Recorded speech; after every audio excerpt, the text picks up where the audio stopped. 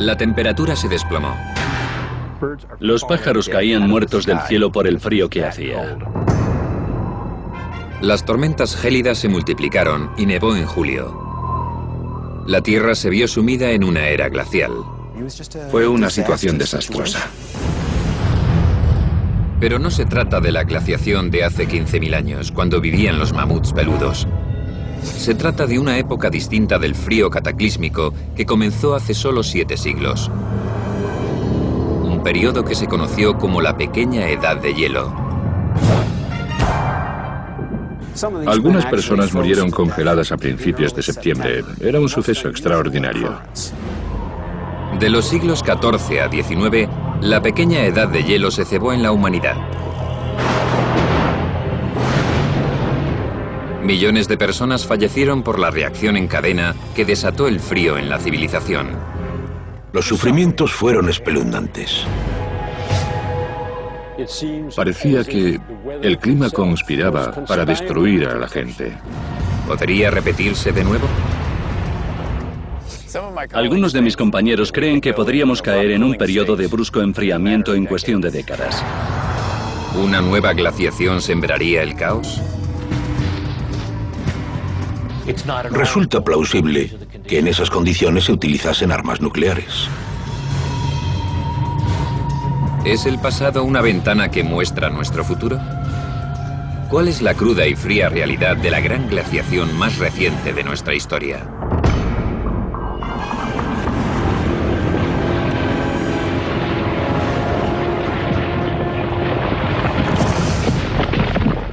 La Pequeña Edad de Hielo.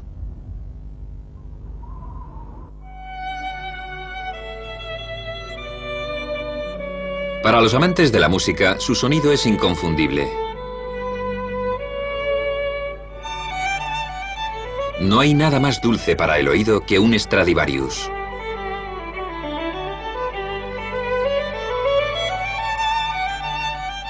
Este violín es uno de los 600 instrumentos que han sobrevivido hechos a mano hace 3 siglos por el artesano italiano Antonio Stradivari. Son famosos en el mundo entero por su exquisito sonido. Y si una nueva teoría es cierta, pueden ser uno de los pocos puntos positivos de la Pequeña Edad de Hielo. Es el último esfuerzo para resolver un antiguo misterio. ¿Cómo alcanzó Stradivari la virtual perfección? Existen muchas teorías e hipótesis sobre las cualidades tonales superiores de sus instrumentos. Una es que utilizaba un barniz secreto, pero los análisis científicos han sido incapaces de determinar nada especial sobre el barniz que empleaba Stradivari. Otra hipótesis es que usaba madera vieja procedente de estructuras antiguas como catedrales y castillos, y que la madera ya tenía cientos de años de antigüedad cuando la rescataba de esas estructuras. Pero gracias a la fechación a través de los anillos de la madera sabemos que no es cierto. En realidad empleó madera que creció en los siglos XVII y XVIII. El climatólogo Lloyd Barkell es coautor de la hipótesis que puede resolver el enigma. Se preguntó si la madera que usó Stradivari procedía de árboles que crecieron durante el mínimo de Maunder, el periodo más frío de la Pequeña Edad de Hielo, cuando el sol era más débil. Un día estaba trabajando en el ordenador y me pregunté si los Stradivarius y el mínimo de Maunder eran de la misma época. Lo busqué en internet y en pocos minutos obtuve la respuesta. Los Stradivarius y el mínimo de Maunder comenzaron con 1 año de diferencia.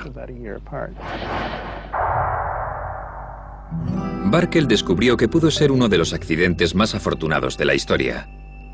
El consumado artista italiano nació en 1644. Y el mínimo de Maunder comenzó en 1645. El cenit de la habilidad de Stradivari coincidió con un breve e inusual periodo climático que produjo una madera única y más densa con propiedades acústicas ideales. Para desarrollar su teoría, Barkell contactó con el experto en anillos de la madera, Henry Grisino Mayer, de la Universidad de Tennessee. La primera vez que me contactó el Dr. Barkell pensé que cómo no se le había ocurrido a nadie antes. Me pareció que podía ser verdad, tenía mucho sentido. Los árboles, como las muestras de sedimento o de hielo, conservan valiosos datos climáticos. En periodos más cálidos, los árboles crecen más deprisa y añaden anillos más gruesos. En los años más frescos, el crecimiento es más lento y los anillos son más finos. Si la teoría de Barkel es cierta, los árboles de la época de Stradivari poseían algo más que información sobre el gélido clima. Obtuve datos de anillos de árboles de los Alpes en Europa. Luego analizamos esos datos y acabamos descubriendo que en la pequeña edad de hielo y sobre todo durante el mínimo de Maunder, los árboles crecieron especialmente despacio. De hecho, registraron el crecimiento más lento de los últimos 500, 600 o incluso 700 años. La madera de los árboles que crecen tan despacio tiene una densidad muy distinta de la de los árboles que crecen deprisa. Y hay que tener en cuenta que la resonancia de la madera depende de la menor anchura de sus anillos, de la anchura de las celdas que forman los anillos individuales, que en realidad actúan como cámaras de sonido. Esto apoyaría la hipótesis de que la menor anchura de los anillos contribuyó a la superior calidad del sonido de los instrumentos musicales fabricados en esa época.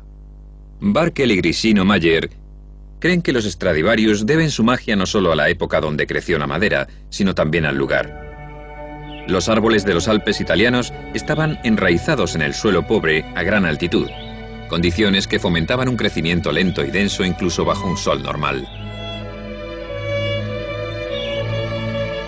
La madera de los troncos de los árboles con los que Stradivari fabricó sus violines podía tener propiedades de resonancia superiores que se vieron realzadas por el mínimo de Maunder.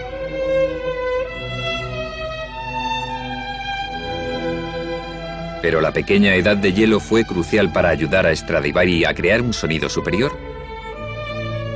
Algunos expertos opinan que no. Dicen que algunos de los renombrados violines tienen anillos de árbol anchos y que otros artesanos de la misma época fabricaron violines mediocres con la misma madera. Sin embargo, la intrigante teoría de Barkel y Grisino Mayer ha reavivado el interés en uno de los enigmas más importantes de la música.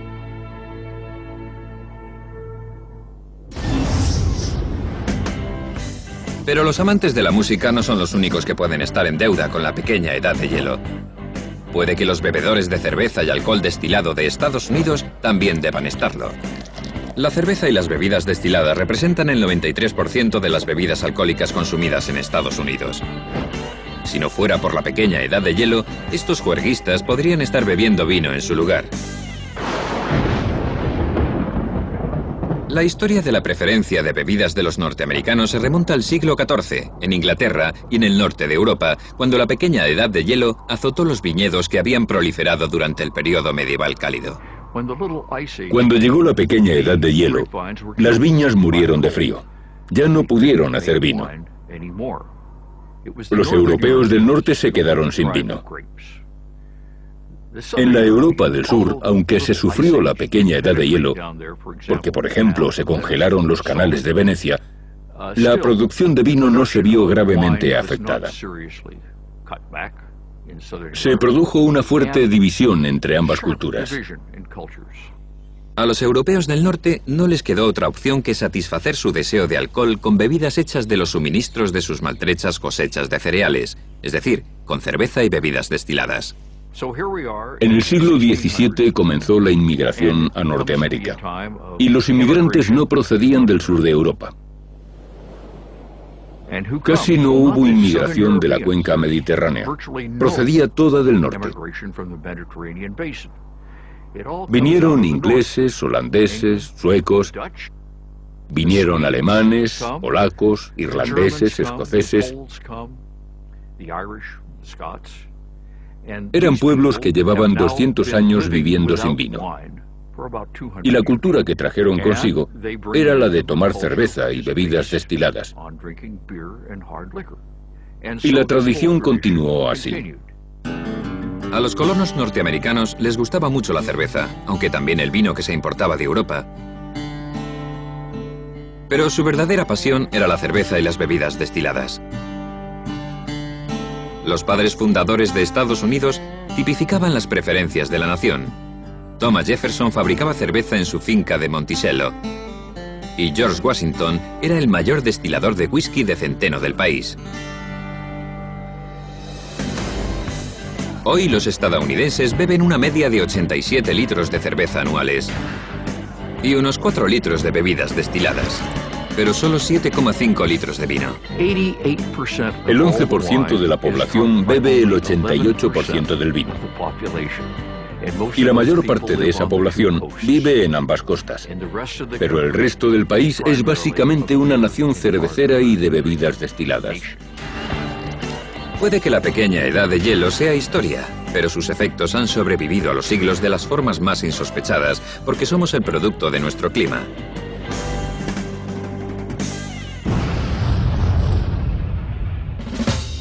Una de las dimensiones de la historia en las que la pequeña edad de hielo intervino más dramáticamente fue la guerra. La victoria o la derrota a menudo dependían de la frigidez del clima.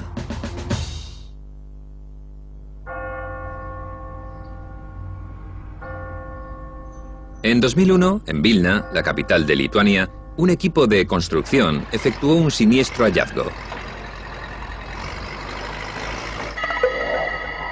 Las excavadoras desenterraron 3.000 esqueletos en lo que parecía ser una fosa común.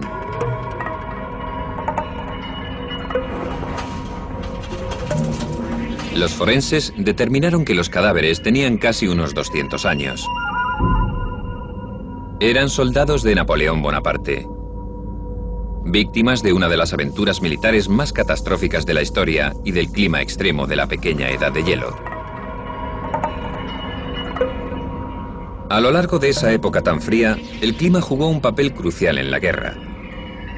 Los generales sabían que los elementos podían ser su enemigo más formidable o su aliado. Napoleón aprendió la lección en otoño de 1812, tras invadir Rusia con un gigantesco ejército de 600.000 hombres.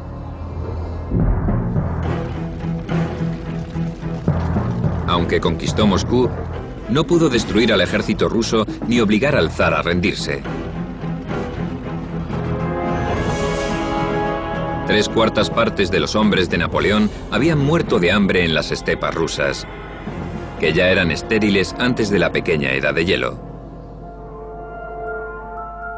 Cuando Napoleón ordenó a los 130.000 soldados supervivientes que se retiraran de vuelta a casa, el gélido clima empeoró y se convirtió en una pesadilla. La temperatura se desplomó de repente. Alcanzó los 30 grados bajo cero, según Caulaincourt, que formaba parte del Estado Mayor de Napoleón. Los cristales de nieve flotaban en el aire, porque la humedad del aire estaba congelada. Y la densidad del aire era tal que los copos de nieve no caían, flotaban en el aire mientras el ejército marchaba. Era como un mundo onírico, algo que nunca habían visto antes. Las tropas exhaustas y muertas de hambre de Napoleón comenzaron a morir a miles. Muchos cedieron al sueño y murieron congelados mientras dormían. Y los soldados que sobrevivían al frío extremo morían de hambre. Un soldado menciona en sus memorias cómo sobrevivió a la campaña. Hacía tanto frío, y aunque los caballos seguían moviéndose, tenían la piel congelada. Y los soldados podían acercarse y cortar trozos de carne a los caballos que seguían tirando de los carros. Los caballos tenían los flancos tan fríos y entumecidos que no los sentían. Y cuando empezaban a sangrar, la sangre se congelaba y taponaba la herida, y el caballo continuaba caminando. 40.000 soldados medio muertos, una pequeña fracción del ejército invasor original de 600.000 hombres, llegaron a la ciudad de Vilna.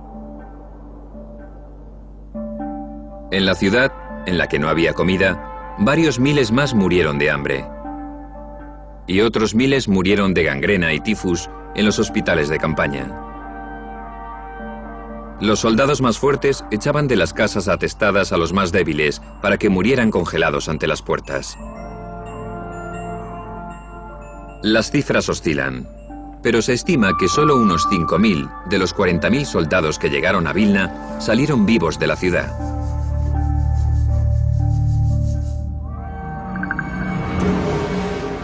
Napoleón no fue el único invasor que no supo tener en cuenta el clima impredecible de la pequeña edad de hielo. En 1588, la malograda Armada Invencible intentó invadir Inglaterra. Los 130 barcos de la Guerra de la Armada se enfrentaron a 197 barcos ingleses en el Canal de la Mancha. La Armada tenía cañones más potentes, pero los ingleses tenían barcos más maniobrables. 5 días después la batalla estaba empatada. Entonces los ingleses lanzaron 6 barcos en llamas contra la Armada y dispersaron la flota. La Armada se retiró, pero se encontró con que los ingleses bloqueaban la ruta de vuelta a España. La única opción realista que les quedó fue rodear las islas británicas y regresar a España para lanzar una segunda invasión en 1589. En ese momento, los españoles solo habían perdido 6 o 7 barcos, como mucho, de los 130 que tenían. Era una opción completamente posible. Pero el viaje de regreso fue una odisea de proporciones trágicas. La Armada Invencible se encontró con 2 fuertes sistemas de bajas presiones. Y en el Canal de la Mancha, los sistemas de bajas presiones pueden ser muy extremos. Los vientos eran de fuerza huracanada. Se enfrentaron a olas de entre 7 y 10 metros, olas como montañas. Y para colmo de males, la temperatura se desplomó. Cayó bajo cero, aunque solo era a principios de septiembre. Algunos hombres murieron congelados a principios de septiembre. Era un suceso extraordinario. La mar arbolada barría a los españoles de la cubierta y los arrojaba a las aguas heladas del Mar del Norte. Un barco tras otro se estrelló en las costas rocosas de Escocia e Irlanda. Cientos de cadáveres quedaron varados en las playas. En total, murieron 21.000 españoles. La tormenta destruyó 56 barcos de la Armada. Y la mayor parte de los que consiguieron regresar a España estaban en tan mal estado que fueron desmantelados para aprovechar la madera. Para Inglaterra, la derrota de la Armada Invencible fue un gran triunfo que se conmemora desde entonces. Sin embargo, casi todas las pérdidas españolas se debieron al mal tiempo, y los ingleses lo saben. En una de las medallas que se acuñaron para conmemorar la victoria, la reina Isabel inscribió lo siguiente: Dios sopló y dispersó al enemigo. 2 siglos después, la pequeña edad de hielo volvería a jugar un papel clave en el resultado de una batalla histórica. En 1776, casi 6 meses después de que las colonias norteamericanas proclamasen su independencia, su causa estaba a punto de fracasar. George Washington y su maltrecho ejército continental habían perdido Nueva York a manos británicas y habían huido a Pensilvania. Parecía que la revolución iba a fracasar. Washington sabía que si no conseguía una victoria dramática antes de fin de año, había muchas posibilidades de que su ejército se derritiera como la nieve en primavera. En Nochevieja, Washington ordenó un ataque sorpresa desde el otro lado del río Delaware contra los mercenarios de Hesse británicos de Trenton, en Nueva Jersey. Pero la pequeña edad de hielo amenazó con destruir sus posibilidades de victoria. A lo largo de la pequeña edad de hielo, a diferencia de ahora, el río Delaware se congelaba a menudo. Según los historiadores, el famoso cuadro de Emmanuel Leutze refleja la realidad. Excepcionalmente, esa imagen romántica resulta ser cierta. En aquella época el río Delaware se congelaba. Tenía trozos de hielo flotando. Es algo que ahora casi nunca ocurre. Ahora en esa latitud nunca hace tanto frío para que el río Delaware se congele en Navidad. El cuadro de Lutz refleja la realidad porque representa el hielo como una amenaza física. Algunos soldados informaron de que se había formado hielo en los cascos de los barcos. Hacía tanto frío que el hielo se pegaba a los cascos. El resultado fue que el hielo del río estuvo a punto de hacer fracasar la expedición. Los estadounidenses tardaron 9 largas horas en cruzar el río. Washington creyó que el retraso arruinaría su estrategia de sorprender al enemigo. Dos soldados murieron congelados camino de Trenton. Pero el ataque de Navidad cogió por sorpresa a los mercenarios de Hesse y cambió el rumbo de la independencia. Las tropas de George Washington ganaron la batalla de Trenton porque ganaron la guerra contra el clima. La victoria sobre el clima proporcionó a los estadounidenses una sensación de esperanza, de posibilidad, una sensación de que, mediante sacrificios similares, podrían ganar esa guerra. Cuando Estados Unidos obtuvo su independencia, la pequeña edad de hielo se encontraba en su último siglo. Pero todavía faltaba para ocurrir el famoso año sin verano.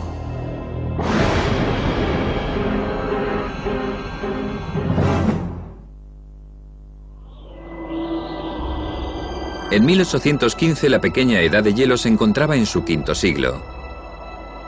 James Madison era el presidente de Estados Unidos. El Congreso se estaba preparando para admitir a Indiana como 19º estado de la nación. Y Andrew Jackson condujo a 4.000 leñadores a la victoria contra Gran Bretaña en la batalla de Nueva Orleans. Fue el colofón de la guerra de 1812. 1815 también presenció uno de los desastres naturales más espectaculares de la Tierra.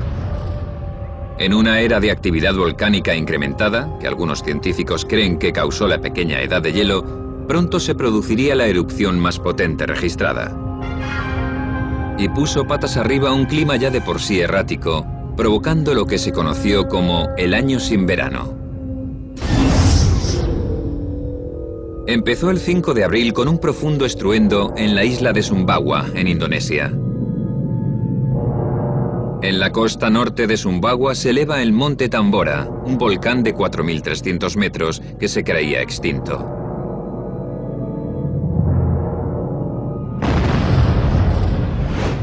El 11 de abril, el monte Tambora estalló. Los 1.100 metros de la parte superior del volcán salieron disparados hacia el cielo y lanzaron 160 kilómetros cúbicos de escombros a la atmósfera.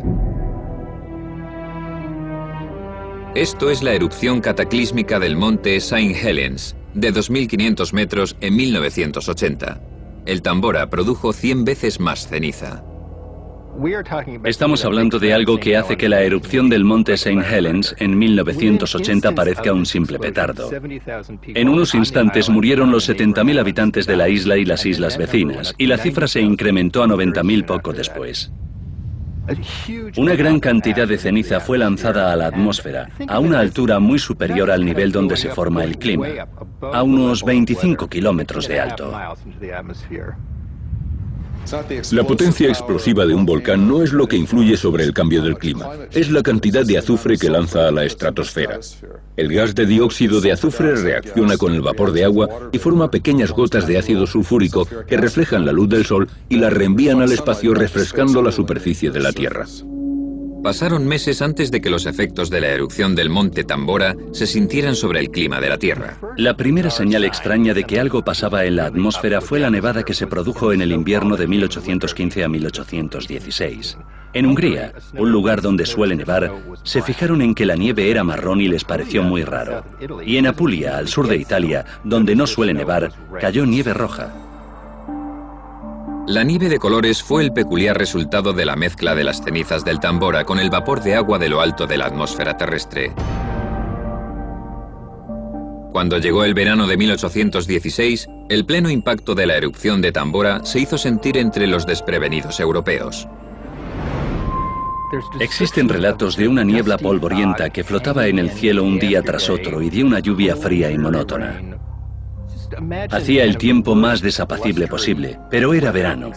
Fue lo que pasó en el norte de Europa.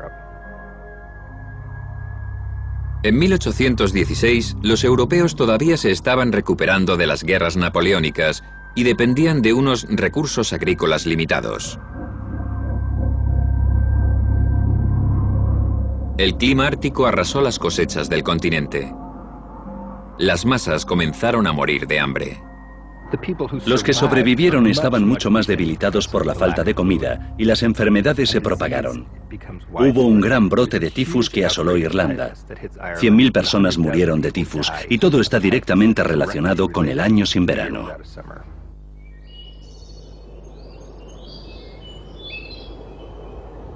Una historia muy distinta se estaba escribiendo en un remoto centro de vacaciones de Europa.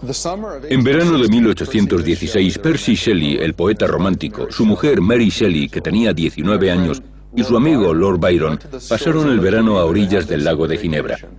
Normalmente habrían hecho excursiones por la montaña y en barco para divertirse, pero ese verano hizo tanto frío y tan mal tiempo que no pudieron salir al aire libre.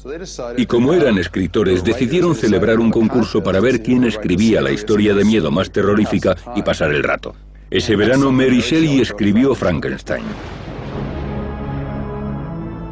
Si te fijas en el libro, al principio el monstruo sale trepando por el hielo del Ártico. Y al final del libro, el monstruo también aparece en el hielo. Son imágenes heladoras. Y así es como comienza el libro, en el que menciona que el frío y el mal tiempo que hace en el exterior le han empujado a escribirlo. El verano gélido europeo se prolongó y desató hambre y epidemias. La gente ya no podía soportarlo más.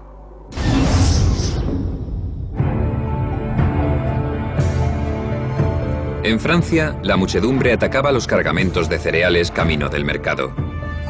En Inglaterra, los muertos de hambre llevaban carteles que decían pan o sangre y saqueaban una ciudad tras otra. En Suiza, los aldeanos desesperados confiscaban los cargamentos de cereal de Rusia en la frontera.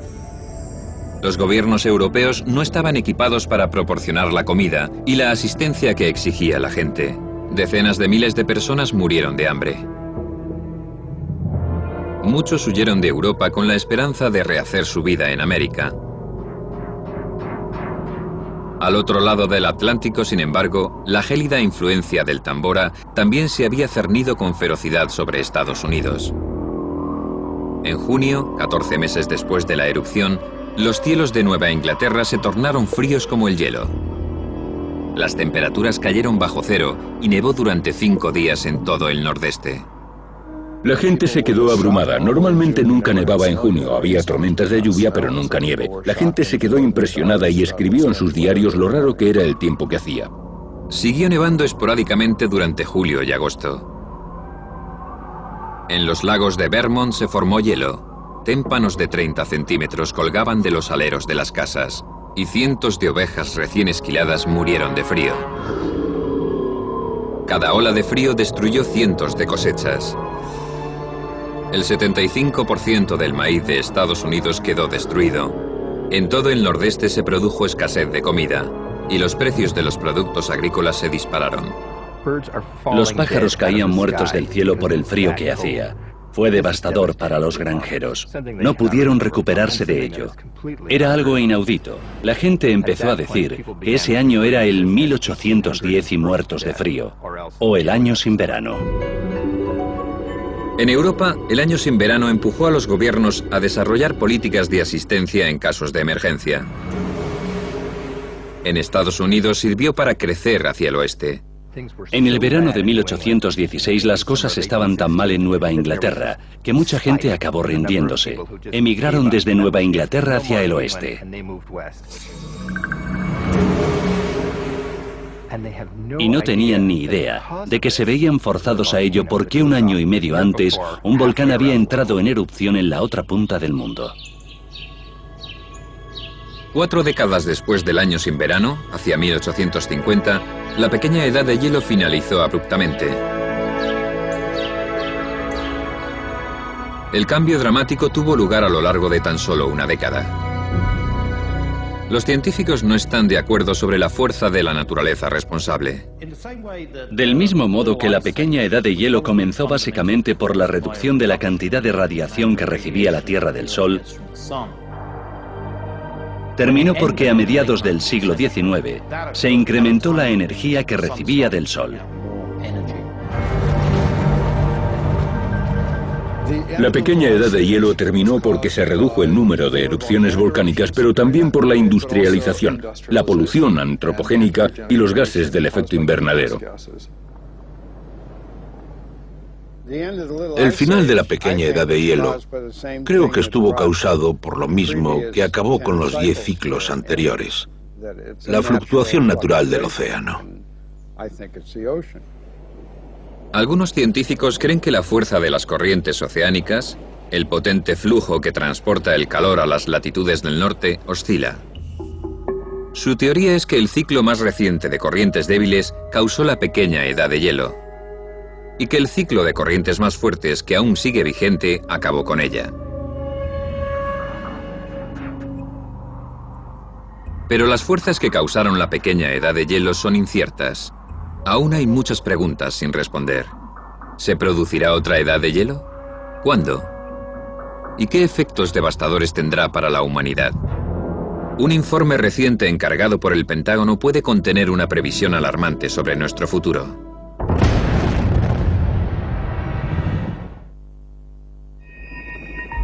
Han pasado 150 años desde el final de la pequeña edad de hielo. Tanto el clima como la humanidad se han transformado. El mundo frío y agrícola de 1.000 millones de habitantes es ahora un planeta cálido e industrial con más de 6.000 millones de personas. Las temperaturas globales están ascendiendo más rápido que en los últimos 1000 años. Según el Panel Intergubernamental sobre Cambios Climáticos de las Naciones Unidas, los termómetros habrán subido 5,5 grados a finales de siglo. Casi todos los climatólogos están de acuerdo en que el rápido calentamiento actual es obra del hombre. Décadas de combustión de carbón, gas y petróleo han sobrecargado la atmósfera con dióxido de carbono. El dióxido de carbono atrapa el calor del Sol, que de lo contrario irradiaría hacia el espacio provocando el llamado efecto invernadero.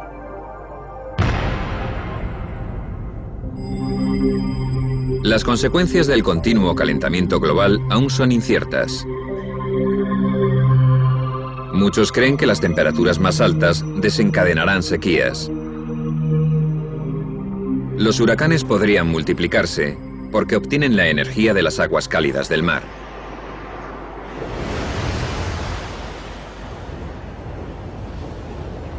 Y podrían aumentar las inundaciones debido a la subida del nivel del mar, causada por el deshielo de los casquetes polares. Pero por catastróficas que parezcan estas situaciones, algunos científicos creen que el calentamiento global podría producir el efecto más desastroso de todos, una edad de hielo. Su teoría es que el proceso que pudo causar la pequeña edad de hielo se está repitiendo ahora. Creen que el calor está derritiendo el hielo ártico, inundando el Atlántico Norte de agua dulce, lo que amenaza con detener la corriente oceánica que calienta la Tierra. En el clima existe una paradoja, que el calentamiento puede conducir al frío. Si continuamos calentando la Tierra como de costumbre, si no refrescamos lo suficiente la superficie del Atlántico, podemos precipitar el cambio climático, algo que ya ocurrió durante la pequeña edad de hielo. Esta tendencia al enfriamiento podemos considerarla como un paseo hacia un acantilado en la niebla. No sabemos exactamente hacia dónde vamos. No sabemos dónde está el borde del acantilado. Y algunos de mis compañeros creen que podríamos entrar en una era de brusco enfriamiento en cuestión de décadas. Esta teoría reciente supone un nuevo giro sobre las posibles consecuencias del calentamiento global, pero muchos científicos la rechazan. No estoy de acuerdo con los climatólogos que dicen que el calentamiento global podría desatar una nueva pequeña edad de hielo. No creo que la circulación termohalina vaya a ralentizarse drásticamente en el próximo siglo. Y también creo que aunque lo hiciese, su impacto sobre la temperatura de Europa Occidental y el Atlántico Norte sería relativamente modesto.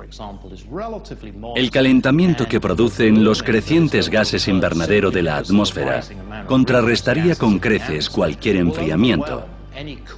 Y al final, la región se calentaría, no se enfriaría. Mientras la comunidad científica debate el tema, surge otra cuestión inquietante. ¿Qué consecuencias tendría un brusco enfriamiento del clima sobre la civilización del siglo XXI? Si nos fijamos en lo que ha pasado en los últimos 2 siglos, el desarrollo tanto de este país como global está relacionado con el contexto del clima natural en que la gente se ha acostumbrado a vivir. En otras palabras, todos tenemos ciertas expectativas sobre los inviernos y los veranos y sobre lo que es el clima medio. Alguien me dijo una vez que no son las caídas las que te matan, sino el cambio repentino de dirección. El proceso de que te arrojen a un lado u otro distinto del que estás acostumbrado.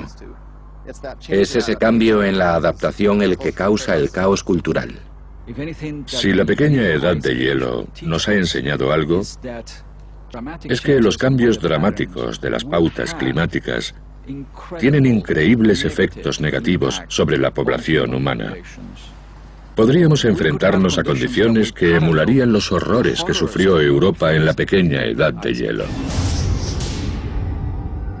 Si se produjera una edad de hielo en el siglo XXI, nuestra sociedad dependiente de la tecnología, hipotecada por recursos mal distribuidos, ¿sería tan vulnerable como el mundo de nuestros antepasados? En 2003 el Pentágono encargó a los expertos en el futuro, Peter Schwartz y Doug Randall, que predijeran las posibles consecuencias. Su informe no es una previsión, sino una descripción de la peor situación posible diseñada para ayudar a los líderes del gobierno a formular estrategias para superar cualquier crisis futura. Hay que evaluar la probabilidad de esa situación en un orden del 1 o 2%. Es esa clase de probabilidad. No es el 10%, ni el 20%, ni el 50%. No es inevitable en absoluto, pero es una probabilidad real. La previsión del futuro del Pentágono se basa en un incidente climático real del pasado. Hace 8.200 años, la temperatura bajó 5 grados durante un siglo. El brusco enfriamiento fue pequeño comparado con el de la edad de hielo de hace 15.000 años, pero más severo que el de la pequeña edad de hielo. Y la previsión del Pentágono comienza sumergiendo a la humanidad en ese mismo entorno gélido. En una sola década, las naciones se quedarían sin comida, agua y recursos energéticos vitales para la supervivencia.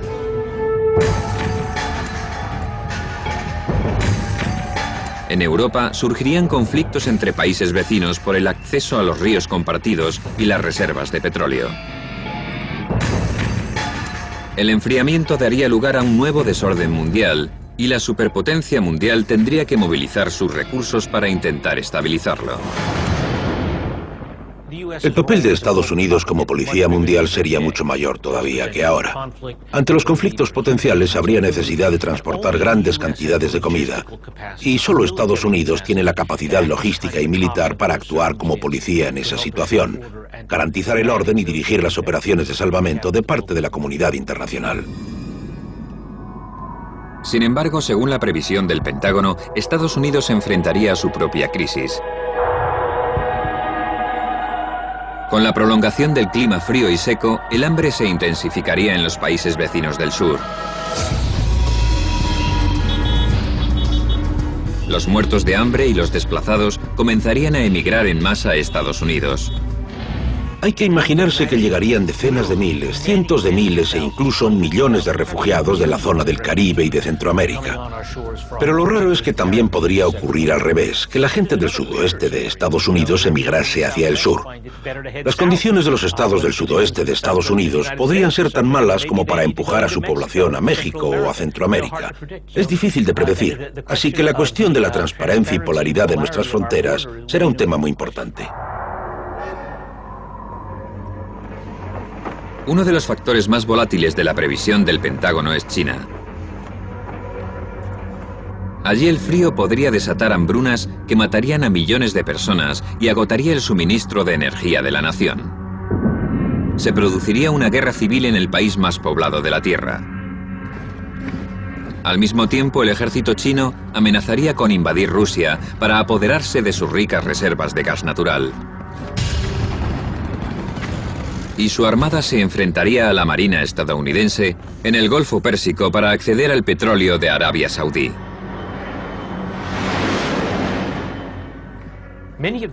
Muchos de los efectos que describo para China también son válidos para la India, y también habría que tener en cuenta a Pakistán. Por lo tanto, de repente sería como una conjura de tres potencias con armamento nuclear que lucharían por los accesos compartidos al suministro de agua, comida y energía. Tendríamos todos los ingredientes para un grave conflicto armado. Resulta plausible que en esas condiciones se utilizasen armas nucleares. ¿Una edad de hielo en el siglo XXI podría desatar esa apocalíptica cadena de acontecimientos? Los críticos del informe del Pentágono lo califican de fantasía alarmista. Otros afirman que contiene demasiados temas profundos para ser ignorados. Si no estamos preparados para esa situación, se incrementa la probabilidad del conflicto. Es lo que más me preocupa. Creo que lo más importante es seguir investigando más, porque necesitamos comprender la dinámica del cambio climático abrupto. Necesitamos mejores datos, modelos mucho mejores y más apoyo a la investigación. Y luego es necesario que haya un debate agresivo entre las comunidades científica y política sobre la urgencia de esa prioridad. Los investigadores buscan a contrarreloj las huidizas respuestas antes de que nuestro volátil clima alcance un umbral crítico. Y cuando miran al futuro, la única certeza es que nada es cierto.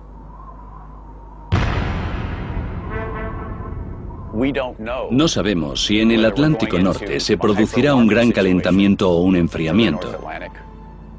Los modelos contienen muchas incertidumbres. La incertidumbre del tema del clima es tremenda. Y nos conviene ser mucho más precavidos con cómo tratamos el sistema climático de nuestro planeta.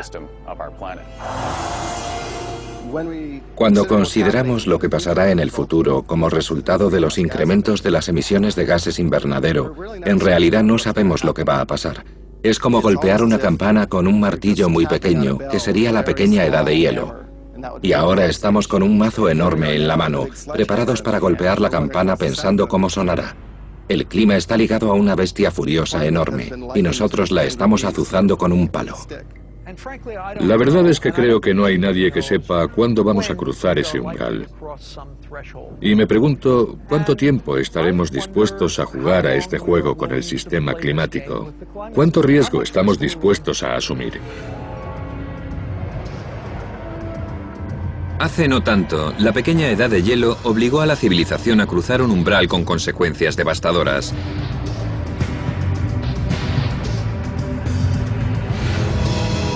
Si el pasado es un prólogo, la tormenta nos aguarda en el horizonte.